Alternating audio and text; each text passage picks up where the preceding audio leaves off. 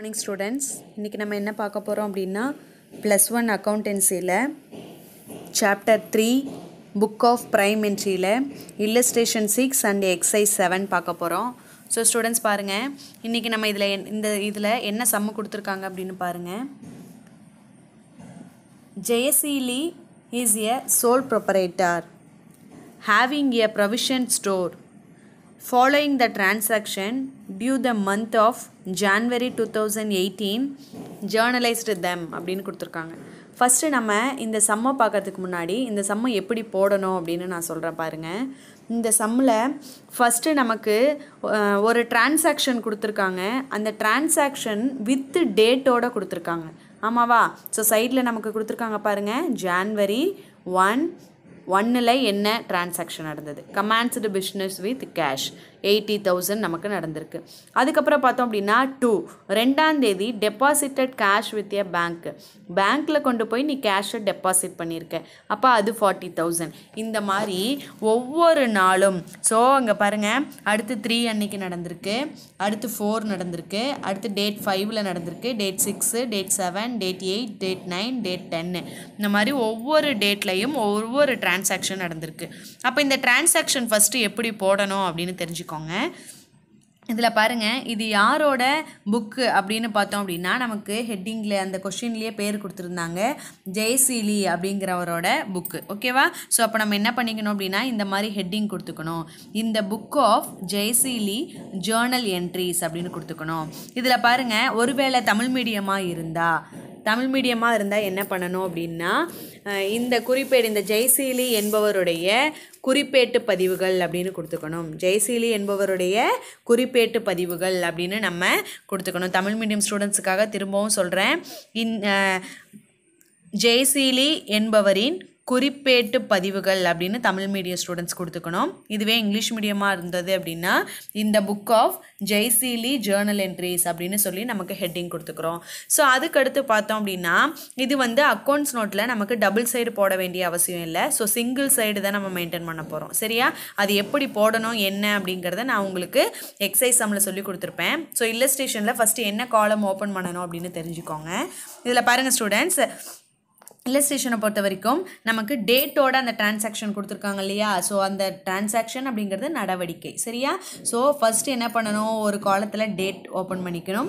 Then next அடுத்த காலத்தில் particular அப்படிங்கிறது போட்டுக்கணும். அதுக்கப்புறம் பார்த்தோம் அப்படின்னா எல்எஃப். ஸோ எல்எஃப் அப்படின்னா என்ன அப்படின்னா லெஜர் ஃபோலியோ. இந்த குறிப்பேட்டு பதிவு, அதாவது ஜேர்னலில் இருக்கக்கூடிய எல்லா என்ட்ரிஸும் நம்ம எங்கே ட்ரான்ஸ்ஃபர் பண்ண போகிறோம் அப்படின்னா லெஜர் ஃபோலியோவுக்கு மாற்றுவோம். அது லெஜர் போடும்போது உங்களுக்கு இப்போ தெளிவாக புரியும். ஸோ அதனால் இங்கே சின்னதாக ஒரு காலம் ஓப்பன் பண்ணி எல்எஃப், இதில் நம்பர்ஸ் கொடுப்பாங்க, அதனால் எல்எஃப் அப்படின்னு போட்டுக்கிறோம். ஸோ அதுக்கடுத்து பார்த்தோம் அப்படின்னா டெபிட் அப்படின்னு ஒரு காலமும் கிரெடிட் அப்படின்னு ஒரு காலமும் போட்டுக்கணும். ஸோ டெபிட் அப்படிங்கிற காலம் பார்த்தோம் அப்படின்னா தமிழ் மீடியத்துக்கு பற்று அப்படின்னு போடணும். கிரெடிட் அப்படிங்கிறத பார்த்தோம் அப்படின்னா வரவு அப்படின்னு நம்ம காலம் ஓப்பன் பண்ணிக்கணும். ஸோ ஸ்டூடெண்ட்ஸ் பாருங்கள், இந்த மாதிரி எத்தனை காலம் ஓப்பன் பண்ணிக்கணும்னா டேட், அதுக்கப்புறம் பர்டிகுலர், எல்எஃப், டெபிட், கிரெடிட். ஓகேவா? ஸோ தமிழ் மீடியத்துக்கு பார்த்தோம் அப்படின்னா நாள், விவரம், பேரேட்டு பக்க எண், பற்று இருப்பு, வரவு இருப்பு. புரிஞ்சுதா? ஸோ இந்த மாதிரி நம்ம காலம் ஓப்பன் பண்ணிக்கணும். இப்போ இந்த மாதிரி காலம் ஓப்பன் பண்ணி என்ன பண்ணணும் அப்படின்னு சொல்கிறேன் பாருங்கள். நமக்கு எதெல்லாம் டெபிட் உள்ளே வருதோ, இன்கம் அதாவது இன்சைடுக்குள்ளே எதெல்லாம் வருதோ அதை எல்லாத்தையும் டெபிட் பண்ணுறோம். எதெல்லாம் நம்ம கையை விட்டு போகுதோ அதை எல்லாத்தையும் நம்ம கிரெடிட் பண்ணணும். ஸோ ஸ்டூடெண்ட்ஸ் பாருங்கள், டெபிட் அப்படிங்கும்போது நம்ம டெபிட்டில் அமௌண்ட்டை போடணும். ஓகேவா? ஸோ இந்த இடத்துல பாருங்கள் டெட்டார் அப்படின்னு கொடுத்துருக்கோம். ஸோ அடுத்து பார்த்தோம் அப்படின்னா கிரெடிட் அப்படிங்கும்போது இந்த இடத்துல கிரெடிட்னு மென்ஷன் பண்ண தேவையில்லை. இந்த ஏன் தேவையில்லை கிரெடிட்னு மென்ஷன் பண்ண அப்படின்னா இந்த இடத்துல பாருங்கள் நம்ம 2 அப்படின்னு போட்டுட்டோம். சரியா? இந்த 2வும் டெபிட்டும் ஒன்று தான். அதுவும் இல்லாமல் இந்த 2வே போடலைன்னாலும் இந்த இடத்துல கொஞ்சம் ஸ்பேஸ் விட்டு நீங்கள் ஆரம்பிக்கணும். புரியுதா? ஸோ பாருங்கள், கேஷ் அப்படிங்கிறது இங்கே ஆரம்பிக்குது, ஆனால் ஜெய்சீலா அப்படிங்கிறது நமக்கு தள்ளி தான் ஆரம்பிக்குது. ஆமாம் இல்லையா? ஸோ அப்போ இந்த ஜெய்சீலா கேபிட்டல் அக்கௌண்ட் அப்படிங்கிறது தள்ளி ஆரம்பிச்சிருக்கு இல்லையா? ஸோ இது நமக்கு கிரெடிட். அப்போது டெபிட்லையும் 80,000, கிரெடிட்லையும் 80,000. ஸோ ஒவ்வொரு அக்கௌண்ட்டும் நம்ம இப்படி தான், ஒவ்வொரு டிரான்சாக்ஷனும் இப்படி தான் போட போகிறோம். அடுத்து முக்கியமாக கவனிக்க வேண்டியது என்ன அப்படின்னா, அந்த டிரான்சாக்ஷன் முடிஞ்சதுக்கப்புறம் நம்ம என்ன டிரான்சாக்ஷன் நமக்கு கொடுத்தாங்களோ அந்த டிரான்சாக்ஷனை இங்கே கீழே எடுத்து எழுதணும். இதை என்ன சொல்லுவாங்க அப்படின்னா நேரேஷன் அப்படின்னு சொல்லுவாங்க. அதாவது தமிழில் சொல்லணும் அப்படின்னா குறிப்புகள் அப்படின்னு சொல்லுவாங்க. ஸோ இப்போ நம்ம சம்மை பார்க்கலாம். சம்மை பார்த்தோம் அப்படின்னா உங்களுக்கு தெளிவாக புரியும். சரியா? ஸோ வாங்க சம்முக்கு போகலாம். ஃபஸ்ட்டு பாருங்கள், கமான்ஸ்டு பிஸ்னஸ் வித் கேஷ். ஜனவரி 1ஆம் தேதி கமான்ஸ்டு பிஸ்னஸ் வித் கேஷ் 80,000 அப்படின்னு கொடுத்துருக்காங்க. அதாவது ஒருத்தர் பிஸ்னஸை ஸ்டார்ட் பண்ணுறாரு. இந்த ஜெய்சீலா அப்படிங்கிறவங்க பிஸ்னஸை ஸ்டார்ட் பண்ணுறாங்க. ஸ்டார்ட் பண்ணுறதுக்காக அவங்க கேஷ் எவ்வளோ போட்டிருக்காங்க பிஸ்னஸுக்கு அப்படின்னா 80,000 போட்டிருக்காங்க, 80,000 போட்டிருக்காங்க. ஸோ இப்போ லிசன் பண்ணுங்கள் ஸ்டூடெண்ட்ஸ், ஒன்றுமே இல்லை, நீங்கள் கன்ஃபியூஸ் ஆகவே தேவையில்லை. இப்போ ஒரு டிரான்சாக்ஷன் நீங்கள் பண்ணுறீங்க. ஃபார் எக்ஸாம்பிளுக்கு நான் இந்த சம்மு சொல்கிறதுக்கு முன்னாடி ஒரு எக்ஸாம்பிள் சொல்கிறேன். என்ன அப்படின்னா, நீங்கள் கடையில் போய் ஒரு 1/4 லிட்டர் பால் வாங்குறீங்கன்னு வச்சுக்கோங்க. ஓகேவா? அப்போ பால் வாங்கும்போது உங்களுக்கு என்ன உள்ளே வருது? பால் உங்கள் கைக்கு வந்துடுது. அப்போ உங்கள் கையை விட்டு என்ன வெளியே போகுது? அமௌண்ட் வெளியே போகுது. ஸோ என்னது? Milk account debtor to cash account creditor. அவ்வளோதான். புரியுதா? இதுவே வேறு மாதிரி சொல்லலாம், கேஷ் உள்ள வர மாதிரி ஒரு என்ட்ரி சொல்லலாம். அப்படின்னா ஸோ ஃபார் எக்ஸாம்பிள் பார்த்தோம் அப்படின்னா, நீங்கள் பாலை விற்கிறீங்க அப்படின்னு வச்சுக்கோங்க. அப்போ பாலை விற்கும்போது என்னாகும்? ஒருத்தர் வாங்க வருவார், ஆமாவா? ஸோ அப்போ வாங்க வரும்போது நம்மக்கிட்ட பணம் கொடுப்பாரு. கேஷ் அக்கௌண்ட் டெட்டார் உள்ளே வருது நம்ம கையில். ஸோ டெட்டார் பண்ணிடுறோம். ஸோ மில்கை நம்ம கொடுக்குறோம். So milk account creditor. அவ்வளோதான் ஸ்டூடெண்ட்ஸு. இப்போது இந்த என்ட்ரி பார்க்கும்போது உங்களுக்கு தெளிவாக புரியும். இதில் பாருங்கள், கமான்ஸ்டு பிஸ்னஸ் வித் கேஷ். ஒரு பிஸ்னஸ் ஸ்டார்ட் பண்ணுறதுக்கு கேஷ் போடுறாரு. அப்போ அவர் கையிலேருந்து என்ன வெளியே வந்துடுது? அவர் கையிலேருந்து என்ன பிஸ்னஸுக்குள்ளே வருது? கேஷ். அப்போ கேஷ் அக்கௌண்ட் டெட்டார் டு யார் உள்ளே போடுறாங்க? ஜெய்சீலா அப்படிங்கிறவர் போடுறாங்க, ஆமாவா? அப்போது ஜெய்சீலா கேபிட்டல் அக்கௌண்ட் கிரெடிட். ஓகேவா? ஸோ அப்போ அந்த என்ட்ரி போட்டிருக்காங்களா அப்படின்னு பார்ப்போமா? ஸோ பாருங்கள், cash account debtor to Jaisheela capital account 80,000 டெபிட்டில் 80,000 கிரெடிட்டில். ஓகேவா? அதுக்கப்புறம் மறக்காமல் என்ன பண்ணணும்? இந்த நேரேஷன் எழுதணும். ஓகேவா? ஸோ அதுக்கடுத்து பாருங்கள், செகண்ட் என்ட்ரி நமக்கு என்ன கொடுத்துருக்காங்க அப்படின்னு, deposited cash with bank. Deposited cash with bank அப்படின்னு கொடுத்துருக்காங்க. இப்போ இந்த என்ட்ரி நீங்கள் நல்லா தெளிவாக கவனிங்க. கேஷை பேங்க்கில் டெபாசிட் பண்ணுறோம். ஓகேவா? ஸோ உள்ளே என்ன போகுது? பேங்க்குக்கு உள்ளே போகுது, ஆமாவா? ஏன் அப்படின்னா நம்ம பேங்க்கில் தான் போய் பணத்தை போடுறோம். அப்போ பேங்க்கு வாங்குறாங்க, அதனால் அது டெபிட்டு. நம்ம கையிலேருந்து என்ன போகுது? கேஷ் போகுது. அப்போ அது கிரெடிட்டு. புரியுதா? ஸோ அப்போ bank account debtor to cash account. Narration என்ன எழுதணும்? Deposited cash with a bank 40,000. ஓகேவா? ஸோ பார்க்கலாமா?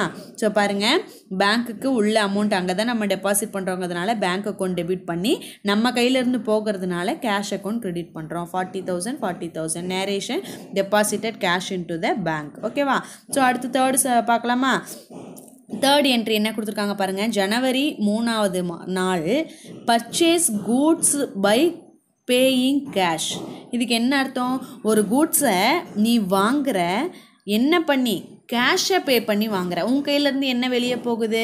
கேஷ் வெளியே போகுது. ஃபஸ்ட்டு என்ன உள்ளே வருது அப்படிங்கிறத பாருங்கள். கூட்ஸை பர்ச்சேஸ் பண்ணுற, அப்போ பர்ச்சேஸ் அக்கௌண்ட் டெட்டார் என்ன வெளியே போகுது? கேஷ் வெளியே போகுது. அப்போ கேஷ் அக்கௌண்ட் கிரெடிட்டார். ஓகேவா? அதாவது தமிழில் சொல்லணும் அப்படின்னா, கொள்முதல், வாங்குறத கொள்முதல் அப்படின்னு சொல்லுவோம், ஆமாவா? ஸோ விற்கிறத விற்பனை அப்படின்னு சொல்லுவோம். அப்போ கொள்முதல் கணக்கு பற்று, அதுக்கப்புறம் என்னது? பணம் அப்படிங்கிறதுக்கு என்ன சொல்லுவோம்? ரொக்கம். ஸோ ரொக்க கணக்கு வரவு. ஓகேவா? ஸோ பாருங்கள், தேர்ட் என்ட்ரிஸ் என்ன கொடுத்துருக்காங்க அப்படின்னு, purchase account debtor to cash account creditors. So அடுத்து ஃபோர்த்து பாருங்கள் என்ன கொடுத்துருக்காங்க அப்படின்னு, purchase goods from Lipton and co on credit. இதில் என்ன சொல்லியிருக்காங்கன்னு பாருங்கள், லிப்டான் அண்ட் கோ அப்படின்னு கொடுத்துருக்காங்க, ஆமாவா? ஸோ பாருங்கள், பர்ச்சேஸ் கூட்ஸ் ஃப்ரம் அந்த Lipton and coke Lipton and கோ கிட்ட இருந்து நம்ம கிரெடிட்டுக்கு பர்ச்சேஸ் பண்ணியிருக்கோம். இதில் ஒரு வார்த்தை என்ன கொடுத்துருக்காங்க? கிரெடிட் அப்படின்னு கொடுத்துருக்காங்க. அதாவது தமிழில் பார்த்தோம் அப்படின்னா கிரெடிட் அப்படிங்கிறது என்ன அப்படின்னா கடன் அப்படின்னு சொல்லுவோம். அப்போ கடனுக்கு நீ வாங்கியிருக்க அப்படின்னு சொல்கிறாங்க. அப்போ என்ன நமக்கு உள்ளே வருது? பர்ச்சேஸ் பண்ண அந்த கூட்ஸ் உள்ளே வந்துடும். So purchase account debtor. என்ன நமக்கு வெளியே போகுது? எதுவுமே வெளியே போகலை. நம்ம கையிலேருந்து கேஷை கொடுக்கலையே. ஏன் அப்படின்னா நம்ம கடனுக்கு தான் வாங்கியிருக்கோம். அப்போ எந்த அக்கௌண்ட்டை நம்ம கிரெடிட் பண்ணணும் அப்படின்னா லிப்டான் அண்ட் கோ தான் நம்ம கிரெடிட் பண்ணணும். சரியா? ஸோ பாருங்கள், purchase account debtor to Lipton account creditor. So புரிஞ்சுதா? ஸோ அதுக்கடுத்து ஸ்டூடெண்ட்ஸ் எப்பயுமே இந்த டெட்டாஸ் போடும்போது இங்கே டிஆர் போடணும், கிரெடிட்டார்ஸ் போடும்போது இங்கே சிஆர் போட தேவையில்லை. ஏன் அப்படின்னா இந்த இடத்துல ஸ்பேஸ் விட்டு எழுதினாலே அது கிரெடிட்டார் தான். ஓகேவா? ஸோ அதுக்கடுத்து பாருங்கள் அடுத்த என்ட்ரிஸ் என்ன கொடுத்துருக்காங்கன்னு. sold goods to Joy and received cash. ஓகேவா? ஸோ கூட்ஸை வந்து நம்ம விற்றுருக்கோம், ஜாய்க்கு கூட்ஸை விற்றுருக்கோம், கேஷை வாங்கியிருக்கோம். ஸோ என்ன நமக்கு வெளியே போகுது? கூட்ஸ் வெளியே போகுது. என்ன உள்ளே வருது? கேஷ் உள்ளே வருது. அப்போ cash account debtor to sales account, cash account debtor to sales account. பாருங்கள், cash account debtor to sales account. Narration எப்பயும் போல் எழுதுவோமா? Cash sales made 11,000. ஓகேவா? ஸோ அதுக்கு அடுத்து பாருங்கள் என்ன கொடுத்துருக்காங்க அப்படின்னு. paid Lipton and Co by check for the purchase made on 4th January. 4th Januaryயில் ஆல்ரெடி பர்ச்சேஸ் பண்ணியிருக்கோம் இல்லையா, அதுக்கு நம்ம செக்கை நம்ம கொடுக்குறோம். ஓகேவா? ஸோ இங்கே பாருங்கள் ஃபஸ்ட்டு 4th January என்ன பண்ணியிருக்காங்கன்னு, purchase goods from Lipton and கோ, கடனுக்கு வாங்கியிருக்கோம் இல்லையா லிப்டான் அண்ட் கோ கிட்ட. அதில் என்ன சொல்லியிருக்காங்கன்னா 7ஆம் தேதி லிப்டான் அண்ட் கோக்கு நம்ம கொடுத்துருக்கோம். எப்படின்னா செக்கு மூலமாக கொடுத்துருக்கோம். எப்படி கொடுத்துருக்கோம்? செக்கு மூலமாக கொடுத்துருக்கோம். ஸோ செக்கு மூலமாக மேட் 4th January நடந்த டிரான்சாக்ஷனுக்கு கொடுத்துருக்கோம் அப்படின்னு சொல்லியிருக்காங்க. அப்போது எது நமக்கு உள்ளே வருது? இந்த லிப்டான் அண்ட் கோ அப்படிங்கிறது நமக்கு பற்று வைக்கணும். ஏன் அப்படின்னா அவங்களுக்கு நம்ம கொடுத்துட்டோம். ஸோ உள் வருவனவற்றை பற்றுவே. எது நம்மக்கிட்ட இருந்து வெளியே போகுது? செக்கு. அப்போ செக்குங்கும் போது எதை டிபெண்ட் பண்ணியிருக்கு? பேங்க்கு. ஸோ பேங்க்கு மூலியமாக நமக்கு பணம் கொடுக்குறோம். அப்போ நம்மக்கிட்ட இருந்து வெளியே போகிறது என்ன? பேங்க்கு. So bank account creditor. So போட்டிருக்கோமான்னு பார்க்கலாமா? ஸோ வாங்க இதில் பாருங்கள், Lipton and co debtor to bank account creditor. அதுக்கு முன்னாடி பாருங்கள் 6th நம்ம பார்க்கல, பெய்டு சேலரி பை கேஷ்.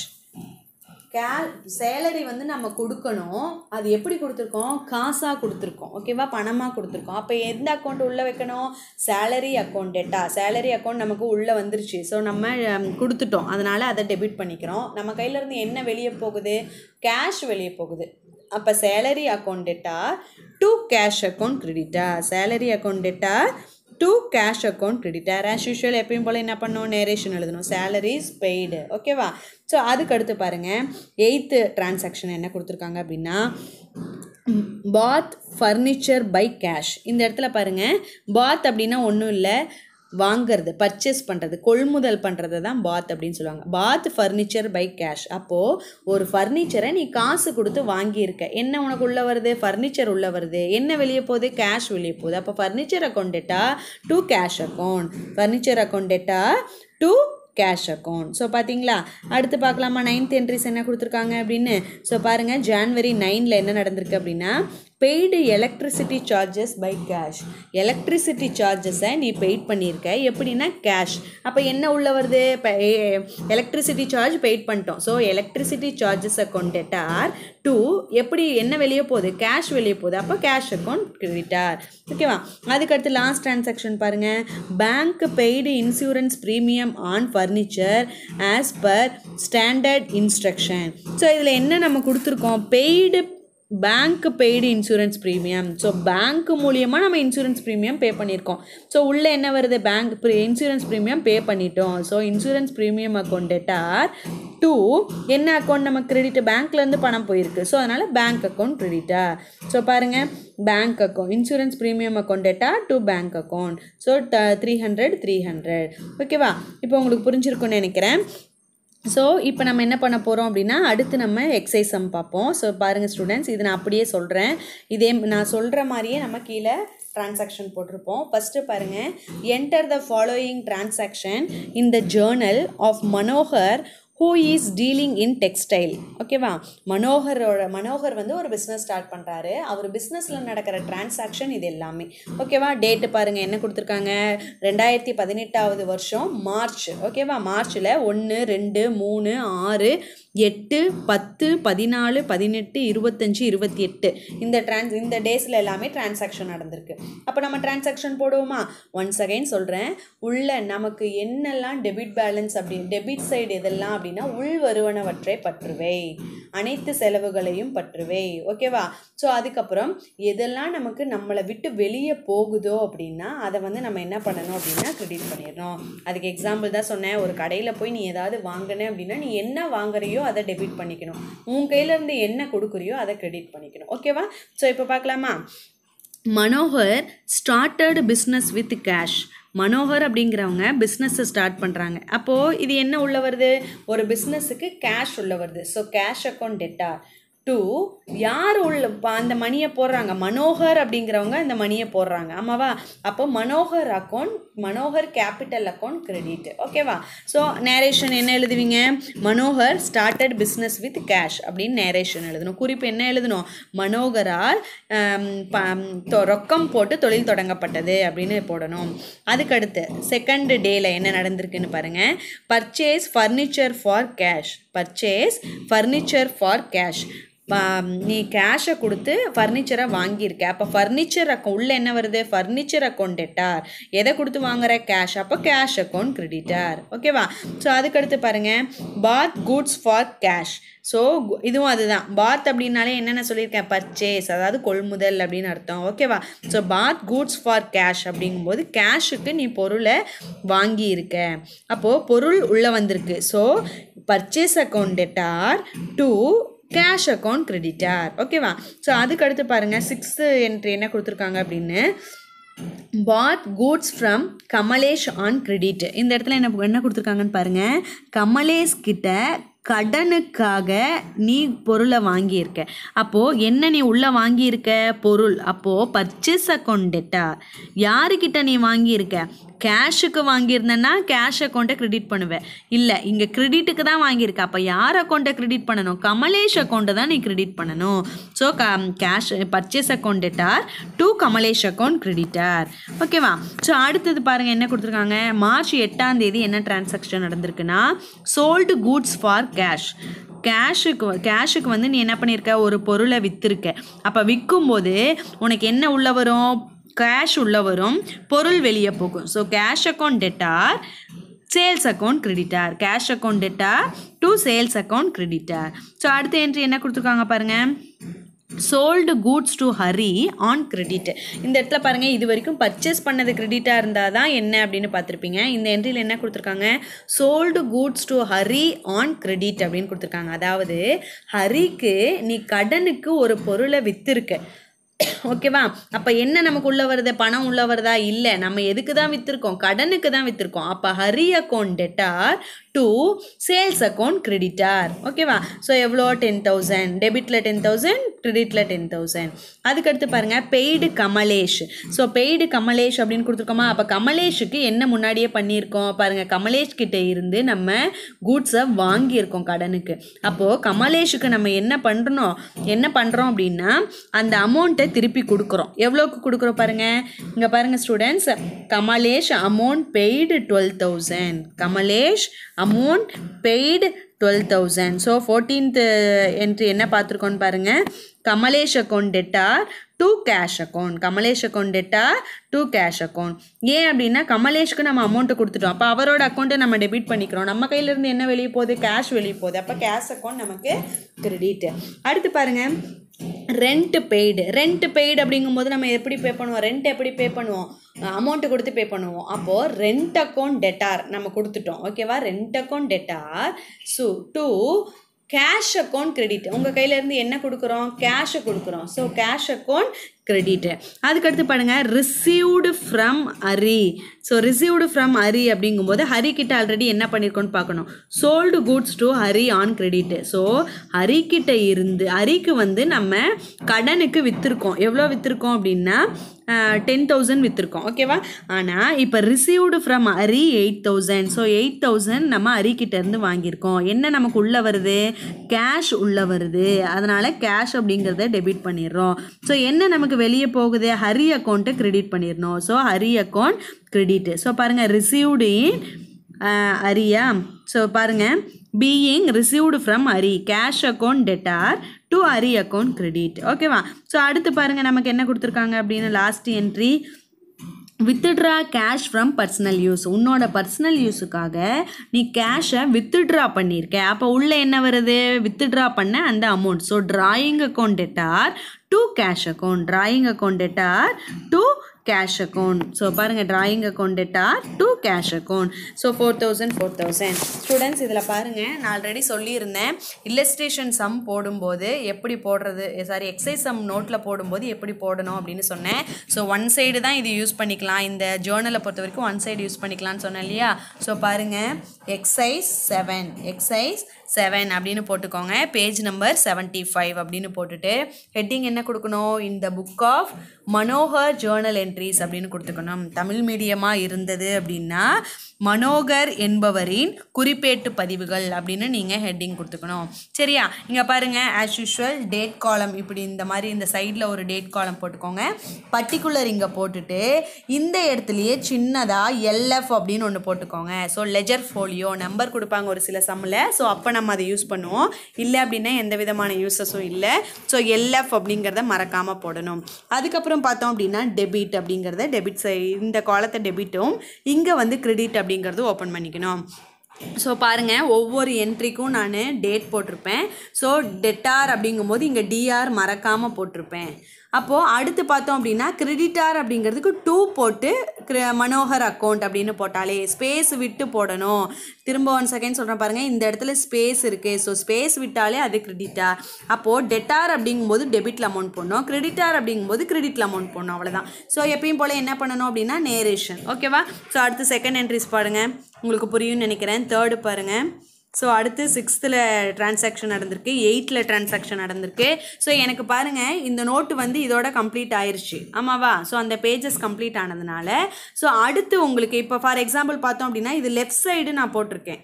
அந்த நோட்டில் லெஃப்ட் சைடு ஒரே ஒரு பக்கத்தை மட்டும் நான் யூஸ் பண்ணியிருக்கேன். இப்போ எனக்கு பேஜஸ் பத்தலை அப்படிங்கும்போது நான் ரைட் சைடு, அந்த நோட்டோட ரைட் சைடு பாருங்கள்.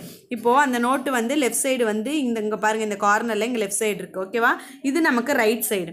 அப்போ ரைட் சைடில் நான் 10, 14, 18 அப்படிங்கிற எல்லா காலம்ஸும் எல்லாமே ஓப்பன் பண்ணி இந்த நோட்டு ஃபுல்லாகவே இந்த பேஜஸ் ஃபுல்லாகவே நான் கவர் பண்ணியிருக்கேன். இப்போ ஒரு சம்மு போடும்போது இந்த ஜேர்னலை பொறுத்த வரைக்கும் நீங்கள் என்ன பண்ணுங்கள் அப்படின்னா சிங்கிள் சைடு போட்டால் போதும். ஸோ சிங்கிள் சைடு அப்படிங்கும்போது நான் எப்படி ஹேண்டில் பண்ணணும்னு சொல்லியிருப்பேன்.